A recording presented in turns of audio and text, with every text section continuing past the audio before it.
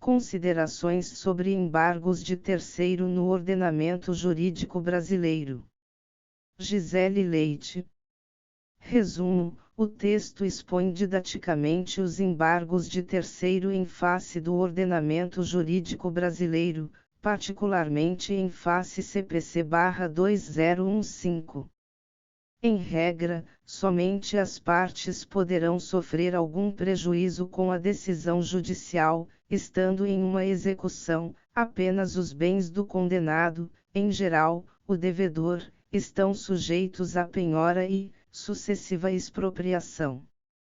Contudo, em certas situações também o patrimônio de terceiro pode ser tomado para a satisfação de certas obrigações, seja como efeitos reflexos ou indiretos da sentença condenatória.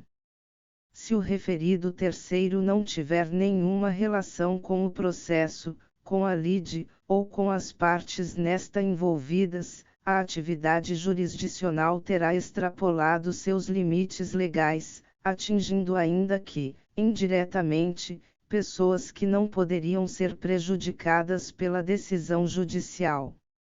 Diante tal cenário jurídico, a lei confere aos terceiros um instrumento próprio habilitando-os a proteger seus interesses e liberar seus bens. Tal medida é a ação de embargos de terceiros igualmente prevista no CPC/2015. Os embargos de terceiros são uma ação de conhecimento que tem por fim livrar da constrição judicial injusta bens que foram apreendidos em um processo no qual o seu proprietário ou possuidor não é parte. Como regra, apenas os bens das partes podem ser atingidos por ato de apreensão judicial. Inicialmente, cumpre esclarecer que os dispositivos que tratavam desse procedimento especial eram do artigo 1046 ao 1054, pelo Código de Processo Civil de 1973. Com o atual Código de Processo Civil, está presente do artigo 674 ao 680. O artigo 1052 do Código de 1973 não foi recepcionado ou modificado pelo novo Código de Processo Civil. Embargos de terceiro segundo Humberto Teodoro Júnior é remédio processual que a lei põe à disposição de quem, não sendo parte no processo, sofre turbação ou esbulho na posse de seus bens por ato de apreensão judicial. Natureza jurídica. Tem natureza de ação própria mesmo que ligados a uma execução. Trata-se de processo autônomo contra os atos do processo de execução, apesar de terem caráter nitidamente acessório, posto que existam perante a demanda que emitiu a ordem para a apreensão de patrimônio de terceiro. É processo de conhecimento. Existe, portanto, natureza declaratória em torno da ilegitimidade do ato executivo impugnado. Há, também, traço constitutivo, uma vez que reconhecido o direito do embargante, revogado terá de ser o ato judicial que atingiu ou ameaçou atingir seus bens. Há, enfim, carga de executividade, já que atos materiais do juízo são postos em prática para liberar o bem constrito e pô-lo novamente sob a posse e disponibilidade efetivas de terceiro. Diferenciam-se das formas de intervenção de terceiro como a assistência e de oposição. Intervenção de terceiros pode ser conceituada como oportunidades legalmente concedidas à pessoa não participante de determinada relação jurídica processual para nela atuar ou ser convocado a atuar, na defesa de interesses jurídicos próprios. No atual CPC, a intervenção de terceiros está contida dentro da parte geral do Código, no livro 3º, título 3º, estando disciplinada a partir do artigo 119. Em função dessa localização que o legislador a deu no diploma legal, é possível concluir que a partir de agora a intervenção de terceiros será aplicável a todos os procedimentos, diferentemente do que ocorria no CPC/1973, onde em regra admitia-se a intervenção apenas no processo de conhecimento de procedimento comum ordinário, havendo restrições no procedimento comum sumário, por força do disposto no artigo 280 do CPC/73 que excetuava a assistência, nos procedimentos especiais e na execução. Resumidamente, a intervenção de terceiros a partir do CPC/2015 passará a ter as seguintes modalidades: assistência, denunciação da lide, chamamento ao processo, incidente de desconsideração da personalidade jurídica, amicus curiae. Em relação às formas de intervenção de terceiro, enquanto na assistência simples, o terceiro ingressa em processo alheio para tutelar direito de outrem, na esperança de imediatamente obter uma sentença que, ainda que indiretamente, lhe seja útil. Nos embargos de terceiro tem uma ofensa direta ao seu direito de propriedade, ou à posse, ilegitimamente atingidos em um processo entre estranhos, tutelando posição jurídica autônoma em relação aos litigantes. Distinguem-se ainda da oposição, já que esta é típica do processo de conhecimento e está ligada a discutir o direito ou coisa disputada pelas partes e procura contrapor-lhes um outro direito, formulando pretensão própria, capaz de excluir em caráter prejudicial, tanto o autor como o réu. Já nos embargos, o objetivo não é o direito das partes em litígios, mas o ato estatal do juízo que, indevidamente constrangeu ou ameaçou o bem de quem não era parte do processo. A finalidade dos embargos de terceiro é a proteção possessória, dominial ou de qualquer outro direito do bem, objeto de constrição, isto é, a proteção de patrimônio de terceiro que, não sendo parte em um processo, veja seu bem atingido por constrição judicial. A referida forma de proteção de terceiro constitui um processo de conhecimento, com predominante função mandamental, já que sua finalidade é fazer cessar a eficácia de outro mandado judicial, que gerou a constrição indevida, protegendo o direito de terceiro e reconhecendo a incompatibilidade da medida judicial em curso com tal direito. Os embargos de terceiro são admissíveis sempre que alguém sofrer violação possessória, seja esbulho ou turbação em seus bens por ato judicial. A proteção se dá sobre a posse do bem, mas pode ser formulada pelo possuidor ou pelo proprietário. Também podem ser empregados ainda para a proteção da posse nos casos de ações de divisão ou de demarcação de terras quando o imóvel seja sujeito aos atos materiais preparatórios ou definitivos, de partilha ou fixação de muros e divisórias, e por credor com garantia real, a fim de impedir a alienação judicial que constitui sua garantia, art. 1047. E segunda CPC/1973 correspondente ao art. 674 CPC/2015.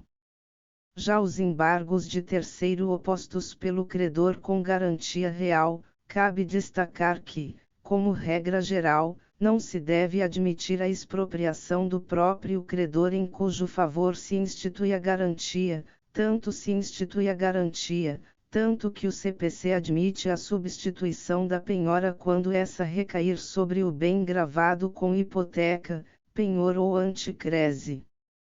Contudo, pode ser que em determinado caso, seja mais aconselhável, como no de devedor insolvente, em que não restará ao credor outra possibilidade a não ser buscar o bem gravado com garantia.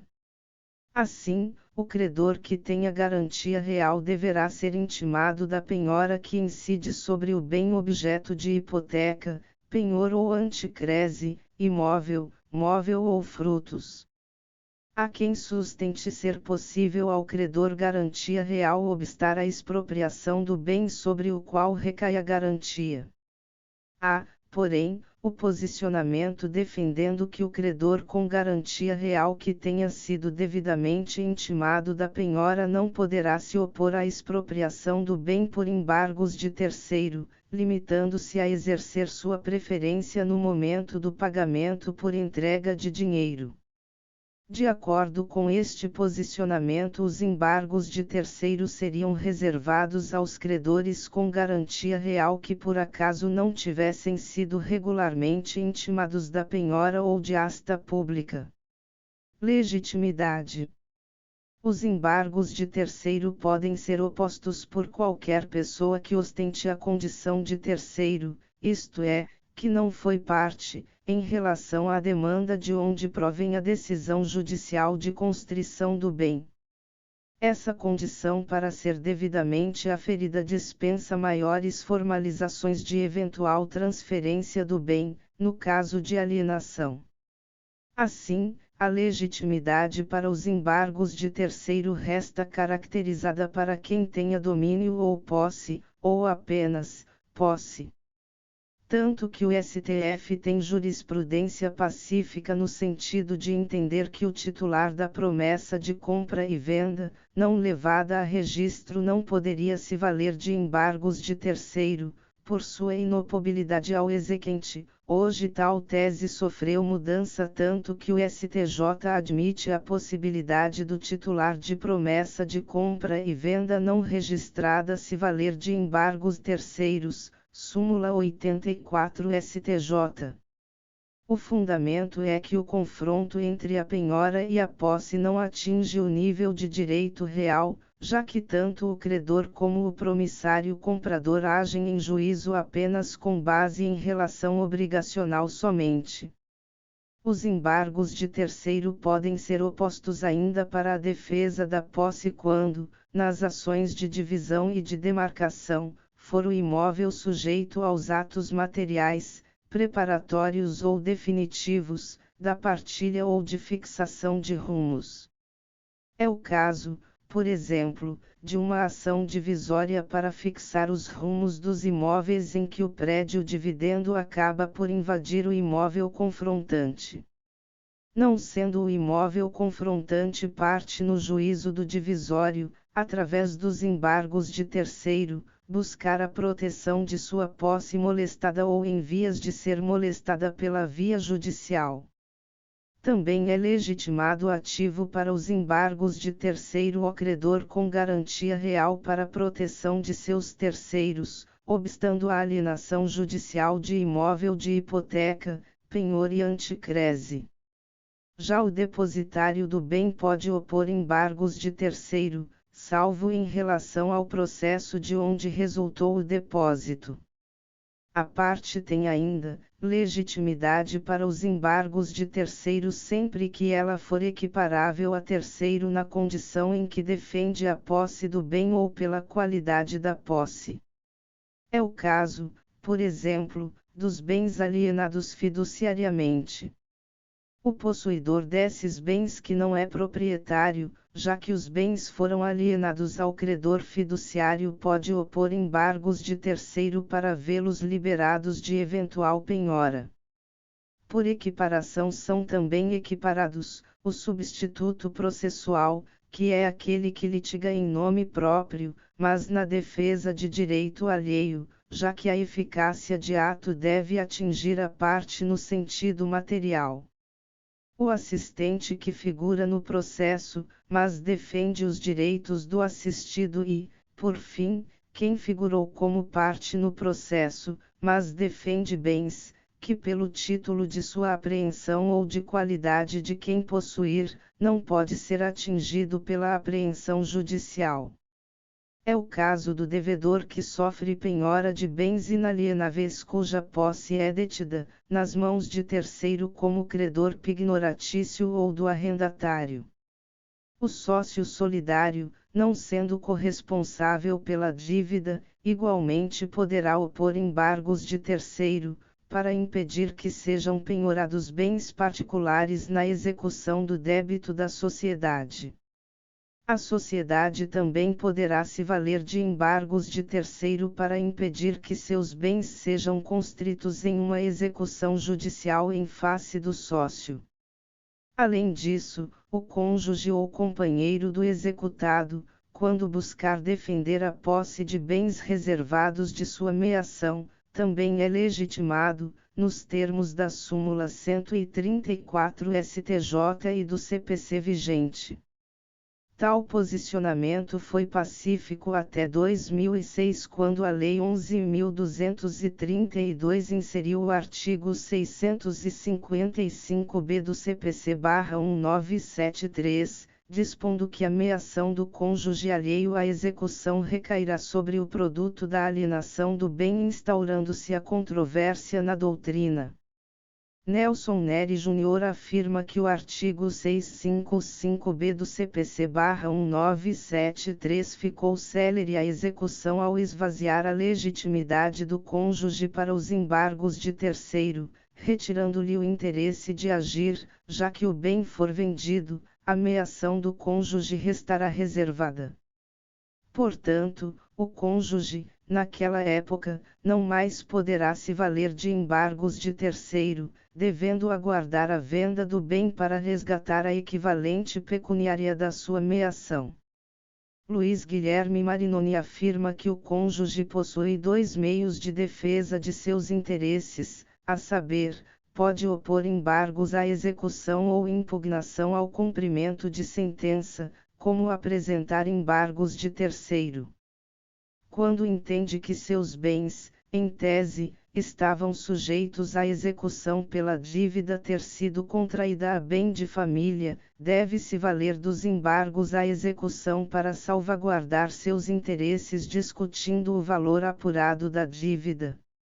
Na ótica, os bens não estão sujeitos à responsabilidade patrimonial da execução, por serem de seu patrimônio, sem integrar o patrimônio comum da família, então, deve-se valer dos embargos de terceiro. Humberto Teodoro Júnior esclarece que se cônjuge figurar como parte desde o início do processo de execução, não é possível sua legitimidade para agir como terceiro. Sua defesa será somente em torno da existência ou não do débito, feita por embargos do devedor. Porém, se, recaindo a penhora sobre o bem dos cônjuges, veio a integrar o processo por força da intimação, o que seria a hipótese que se refere o art. 6552 graus do CPC/1973, o cônjuge terá legitimidade também para se valer dos embargos do devedor, pois terá relação jurídica autônoma que não se confunde com a relação aqui estabelecida entre o cônjuge e o credor.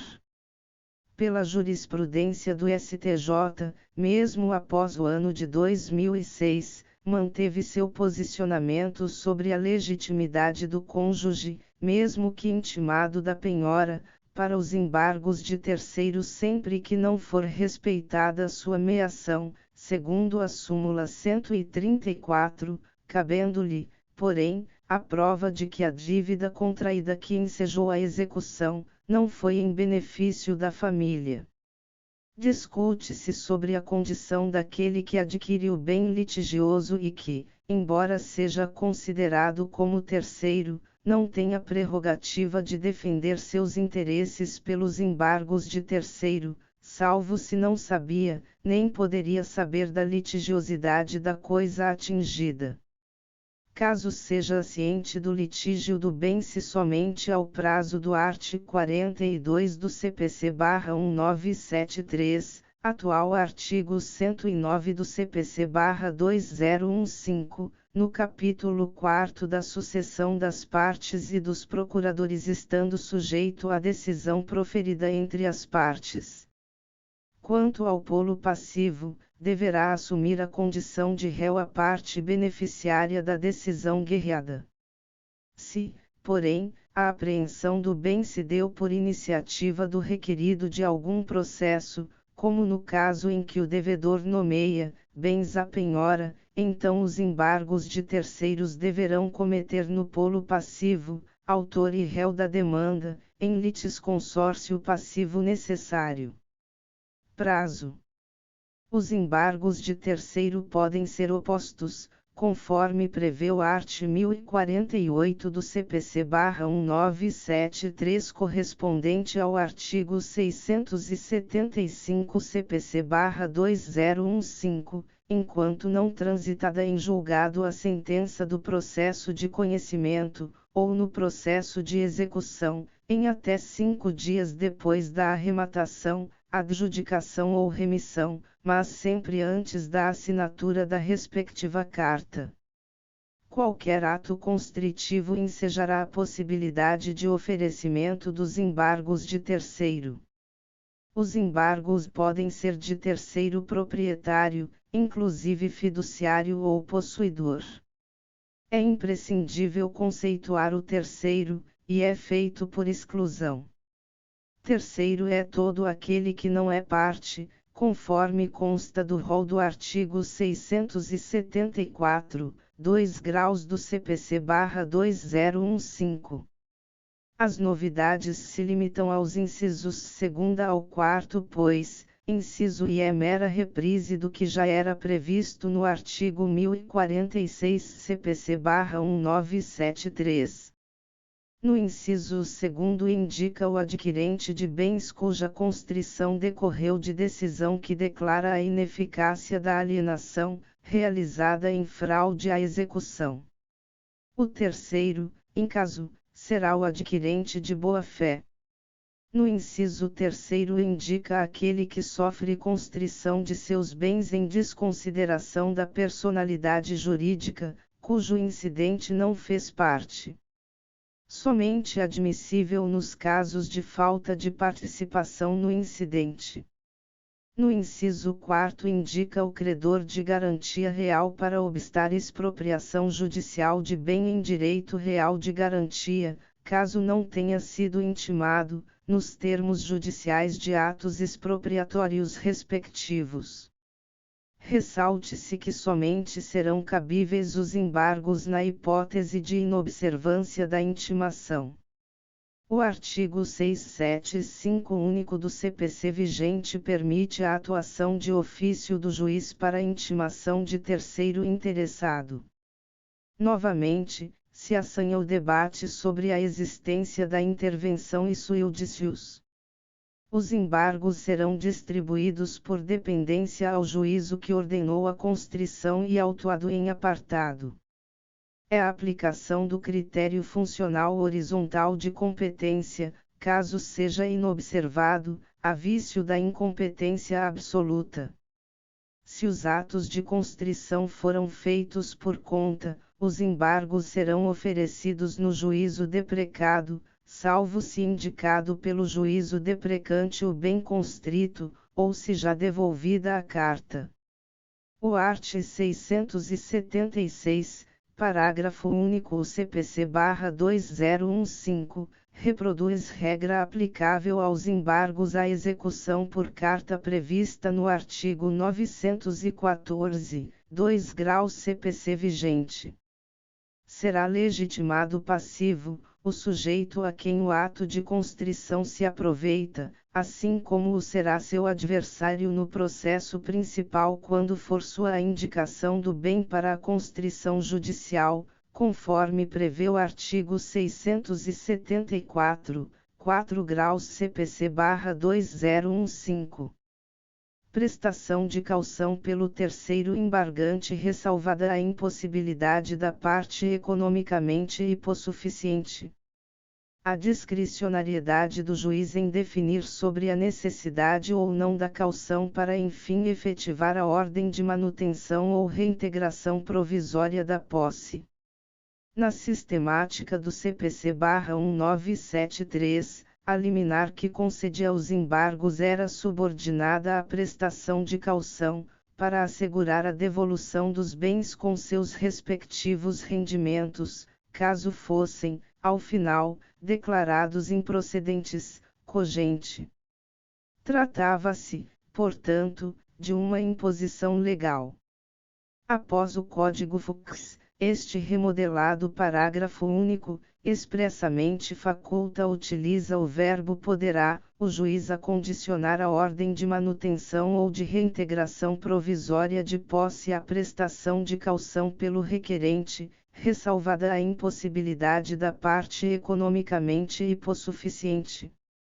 Tal reintegração ou manutenção provisória, apesar do termo usado pelo legislador, não se confunde com a necessidade de cumprimento de requisitos e pressupostos para a obtenção de tutela provisória prevista no artigo 294 do CPC-2015. Os embargos de terceiro mantiveram o rito especial até o oferecimento da contestação pelo réu. Conclui-se que se trata de um procedimento especial conversível. Aduz o artigo 679 CPC-2015 que os embargos seguirão o procedimento comum, após o fim do prazo para oferecimento da contestação. Embargos sobre todos os bens e a suspensão do processo de execução.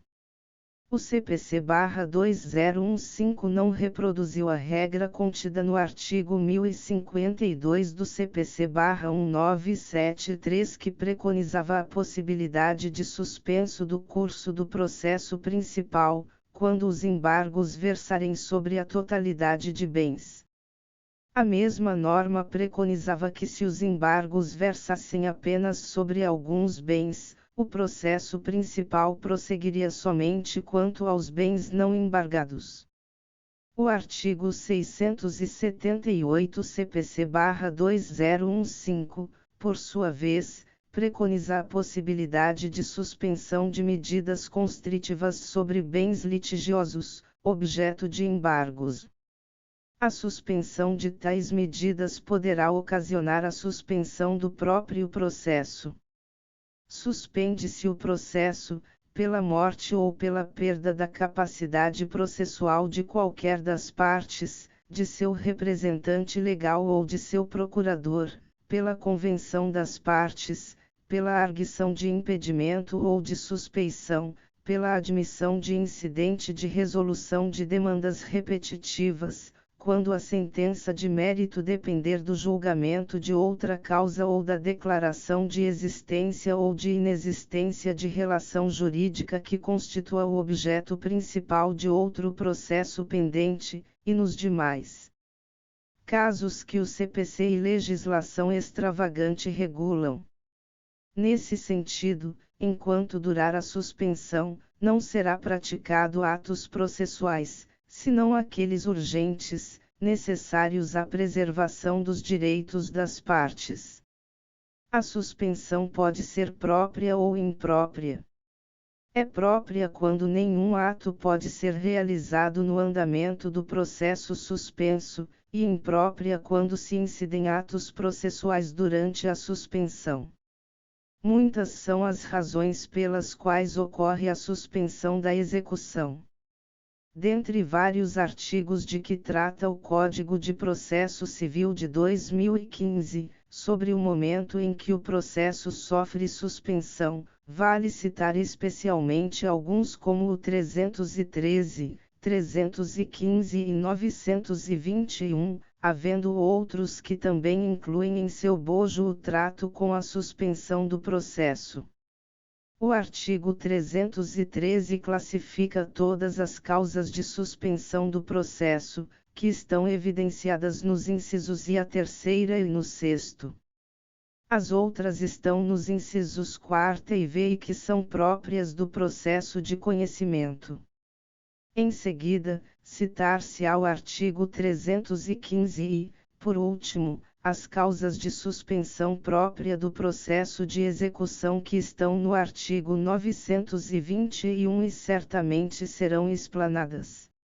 Nada impede que o julgador, ao receber os embargos de terceiro, determine, em sede de tutela provisória, a suspensão de atos constritivas e do próprio processo original, quando houver necessidade, para fins de segurança jurídica e até que sejam julgados os embargos, posto prejudiciais ao correto deslinde do processo principal.